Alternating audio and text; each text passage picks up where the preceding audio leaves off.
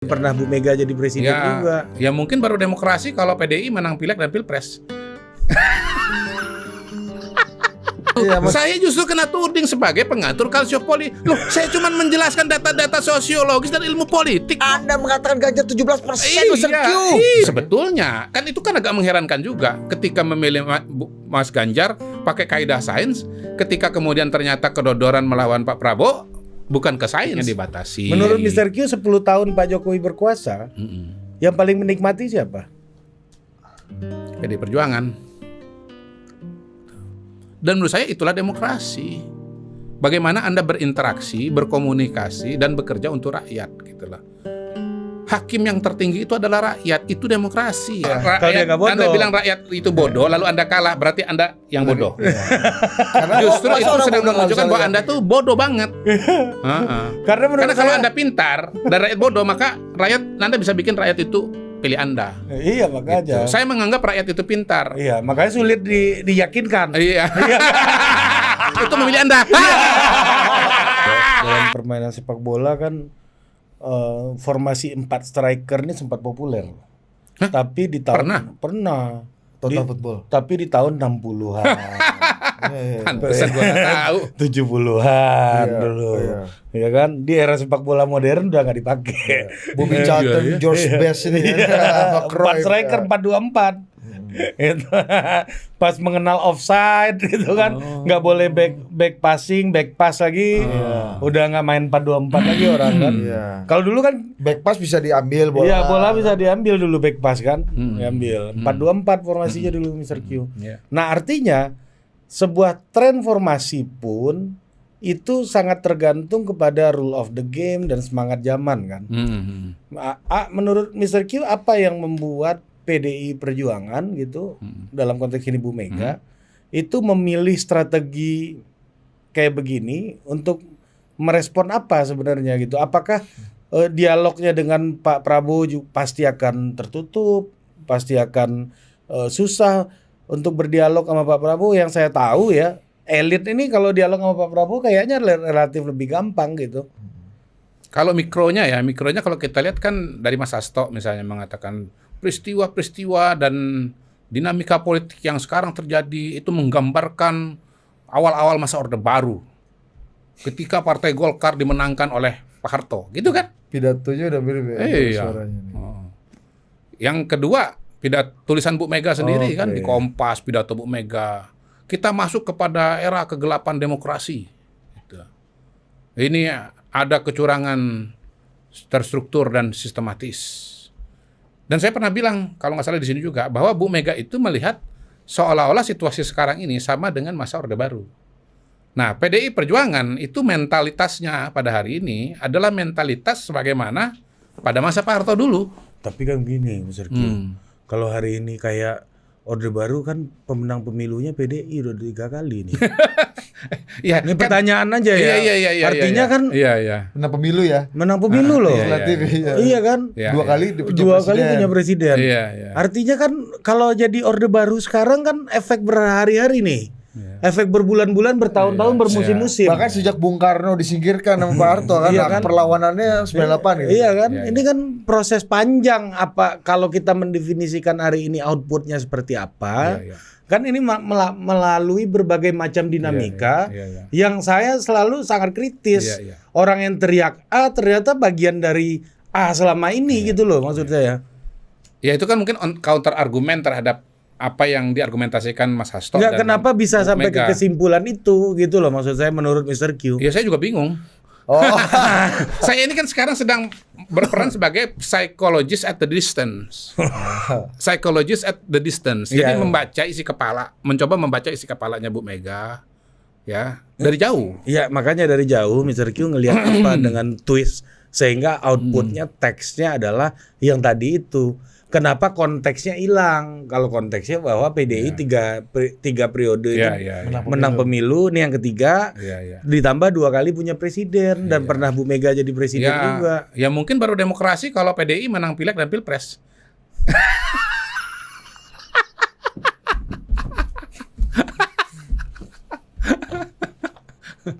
Kalau nggak menang, loh kita kan sudah menjelaskan dengan panjang kali lebar kali dalam kan. Iya. Bagaimana strategi pemenangannya PDI salah misalnya begitu. Gagal melihat variabel-variabel yang penting. Ganjar salah pilih galang. Mr. Q pula kena pengaturan Calciopoli. Iya. Pengaturan Saya skor. nah itu Iya, Mas. saya justru kena tuding sebagai pengatur Calciopoli. Loh, saya cuma menjelaskan data-data sosiologis dan ilmu politik. Anda mengatakan Ganjar 17%, Mr. Iya, Q. iya. Dan ternyata Ganjar 16%, berarti Anda pun salah Iya. dalam pengaturan skor. Loh, saya kan cuma menjelaskan dari kacamata apa perilaku pemilih.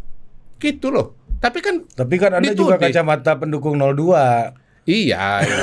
Akui dong. Hah? Gimana? Iya kan, bener kan? Gimana? Waktu di MK kan Kacamata 02 juga kan? di MK kan Iya. Refli Harun kan nanya kan, Iya, Anda ini iya, dulu betul, Jokowi 3 periode. betul. Anda Tapi gini relawan dulu, Prabowo sekarang bukan. data saya itu Anda bantah apa enggak? Sejauh ini nggak pernah dibantah kok. Nggak pernah dibantah. Justru teman-teman itu kan menggunakan metode-metode baru yang tidak standar kan. Apa? Misalnya apa? F. Saifullah mengatakan survei 1.200 nggak cukup nasional. Harus 1.200 per provinsi. Iya kan? Saya udah challenge kan begitu kan? Menurut saya 1.200 nasional cukup, nggak perlu 1.200 per provinsi. Nah, itu pertama. Yang kedua, Mas Andi Wijayanto mengeluarkan konsep triangulasi. Data media sosial digabung dengan FGD dengan survei konvensional. Buat saya udah nggak masuk akal. Dari mana ceritanya FGD bisa diangkakan, lalu digabung lagi? Itu kan Saya kira dulu di sosiologi 24 SKS tuh ada mata kuliah yang nggak sempat saya ambil. iya Makanya itulah. kayaknya saya nggak belajar ini nih. Loh iya. Nah sekarang bagaimana menjelaskan? Mungkin Departemen HI. HI atau departemen- Makanya saya bilang saya udah nggak ditanya apa, saya juga nggak bisa menjelaskan. Kenapa? Karena keluar dari kaidah-kaidah sains yang selama ini saya pelajari, saya terima. Nah kalau sudah keluar dari situ, saya bilang apa? Mau bilang apa? Tahyul. Ya, Kalau psikologi namanya denial. tapi sejak kapan politik kita ada dalam kaidah sains selalu? Ini kan Oh, juga ada dong, nggak- Bos. Ada dong. Ya ada, tapi kan nggak selalu. Oh iya, Misalnya. iya. Tetapi dalam konteks misalnya pilpres, ya kan pilkada, kita punya instrumen yang cukup mampu menjelaskan itu, gitu loh. Bu Mega dalam memilih Ganjar pakai kaidah sains kan? Misalnya. Sebetulnya, kan itu kan agak mengherankan juga. Ketika memilih Mas Ganjar pakai kaidah sains, ketika kemudian ternyata kedodoran melawan Pak Prabowo, bukan ke sains, atau sains yang lain gitu loh. The other science. Ya, agak lain ini memang barang, agak lain. Balik lagi agak lain gitu. Tapi orang kan bertindak berdasarkan konsep-konsep pemikiran, sikap-sikap yang ada di kepalanya. Nah, inilah turunannya kalau menurut saya sih. Gitu. Jadi ini muncul karena situasi sekarang dianggap seperti masa Orde Baru dulu. Yang disebabkan Itu mikronya. disebabkan oleh apa? Hmm? Situasi sekarang seperti Orde Baru disebabkan oleh apa? Situasi agak lain. Apa penyebabnya gitu loh, Mr. Q? Hmm? Apa menurut Mr. Q? Analisisnya apa? Preteksnya di kepala Bu Mega sebelum omongan ini keluar, kan tentu ada analisisnya. Iya, bahwa kekuasaan digunakan untuk secara sistematis mengalahkan dia. Gitu. Sementara perspektif bahwa Yang membentuk kekuasaan Pak Jokowi didukung oleh, ya mungkin oleh polisi, militer. didukung partainya. Kok polisi militer? Ya kan bangsa Ini panglima kan, tertinggi ini yang kan, Oh, iya. ini kan yang sedang ada di kepala ini Oh, tadi, iya. psychology from the distance Oh, tadi iya. itu, Oh, gitu iya. loh. Oh, ini kepala Bu Mega. Oh, iya, Bos, ya. iya. Gitu, saya sampai berusaha membaca ke sana aja dulu. Jadi Wisiku lagi berusaha ada di sepatunya Bu Mega, sepatunya Mas Hasto, sepatunya Mas Ganjar. Berarti 2019. Dan makronya begini, makronya lagi. Ini kan PDI Perjuangan itu Bung Karno itu jatuh disingkirkan oleh siapa? Oleh Pak Harto. Pak Harto itu Orde Baru. Pak Harto turun, naik PDI Perjuangan. Jadi feeling atau konstruksi Revivalism ya. Iya. Konsepnya kayak kira Iya. kebangkitan demokrasi gitu loh ya.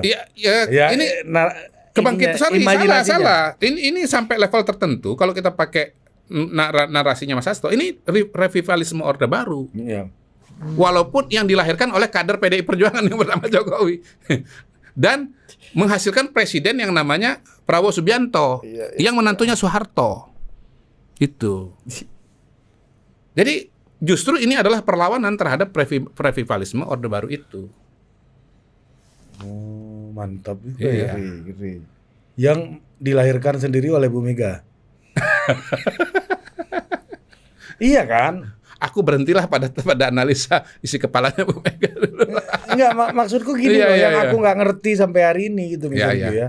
Ya kalau saya yang ditanyakan, menurut saya Ini lagi ada yang di berjalan sepatunya pada Bu hari Mega. ini masih sebuah sistem. Ini bukan orde baru, ini adalah orde reformasi. Ini adalah orde demokrasi. Ya, Ya kan? Itu Sistem pemerintahannya kan ya ada eksekutif, legislatif, yudikatif, ya kan? Partai politiknya banyak, beda dengan orde baru, partai politiknya dibatasi. menurut Mr. Q 10 tahun Pak Jokowi berkuasa, yang paling menikmati siapa? PD Perjuangan. Enggak, gua nggak mau mendalam itu, kalau lo mau silakan. Apa buktinya? Menterinya paling banyak. enggak terbatas kok menteri cuma 4 ya kan, ada Paspram, 7 lah, hampir 10 lah malah. Banyak lah. yang yang ber-KTF. Ya udah nanti diriset sendiri lah. Tapi tadi kan Tapi pasti partai politiknya kan paling banyak dari PDI Perjuangan. Ya. Ya, Kursi paling banyak. iya. Berarti Ketua apa tadi? DPR-nya kan dari PDI Perjuangan. 2000 berarti apa tadi, Pak Jokowi di kepalanya didukung oleh polisi, tentara gitu-gitu ya, Iya. dalam mengbulldozer demokrasi gitu. Iya. Dan ini kalau Dan bicara bulldozer kompetisi gitu dia. Artinya cara itu nggak dipakai 2019. Aku bukan PDI Perjuangan. Jangan Enggak, Pak Jokowi maksudnya. kok dipakainya di 2024 aja. Iya, makanya itu. Gini loh, betul. kalau saya yang ditanya ya, ini saya yang ditanya ya. Saya yang ditanya ya. Kalaupun ada Saya kan kan yang ditanya 2019 ya. nggak Kalau saya yang ditanya dipakai. ya. Coba men-challenge Men-challenge logiknya. logik itu iya, gitu. Iya. Tapi saya agak susah menjawab itu karena saya punya teori yang berbeda. Buat saya, yang namanya pemilihan langsung, termasuk Pilpres itu semua kembali kepada rakyat.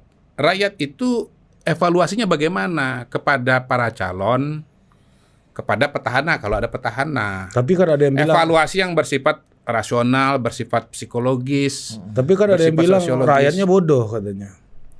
Ya, kalau saya menyebutnya bounded rationality, gitu ya, rasionalitas terbatas. Dan pengalaman saya, rakyat kita itu kalau ditanya puas nggak puas, bisa jawab dia. Kenapa puas? Dia bisa jawab juga. Kenapa tidak puas? Dia bisa jawab juga. Gitu. Dan menurut saya itulah demokrasi. Bagaimana Anda berinteraksi, berkomunikasi, dan bekerja untuk rakyat. Gitulah. Hakim yang tertinggi itu adalah rakyat. Itu demokrasi. Bukan elit yang menentukan pejabat-pejabat publik. Itu adalah rakyat. Nah, bahwa kemudian dia percaya, lalu dia memberikan mandat itu, itulah demokrasi. Kalau misalnya sudah menjalankan pemerintahan sekali, habis itu nanti ada pemilihan lagi, Anda maju lagi, ya rakyat akan menilai lagi. Dikasih kesempatan atau enggak, kepercayaan itu masih ada apa enggak? Kalau enggak dipercaya, enggak dipilih lagi gitu loh. Mr. Q nggak setuju dibilang rakyat bodoh. Enggak setuju. Ada yang bilang gitu. Biar aja, enggak apa-apa. Gua gak ngeri. Kita nggak bisa ngomong begitu ya, karena apa? Karena kita kalau bicara demokrasi, maka pemerintahan dari rakyat, oleh rakyat, untuk rakyat. Iya. Pengambil keputusan tertinggi itu adalah rakyat. Iya, kalau Bagaimana kita mengatakan rakyat itu sebagai pengambil keputusan lebih bodoh daripada kita? makanya kalau saya sih nggak setuju saya rakyat dibilang bodoh. Karena yang lebih bodoh yang nggak bisa yakinin orang bodoh ini kan. Nah, cerdas. Kalau dia nggak bodoh Kalau ya. Kalau dia nggak bodoh. Anda bilang rakyat itu bodoh, lalu Anda kalah, berarti Anda yang bodoh. Karena Justru masa itu orang sedang bodoh nggak menunjukkan bisa bahwa lihat Anda ini? tuh bodoh banget. Heeh. Karena menurut Karena kalau saya- Anda pintar dan rakyat bodoh, maka Anda bisa bikin rakyat itu pilih Anda. Iya, makanya. Saya menganggap rakyat itu pintar. Iya, makanya sulit diyakinkan. Iya. Itu memilih Anda.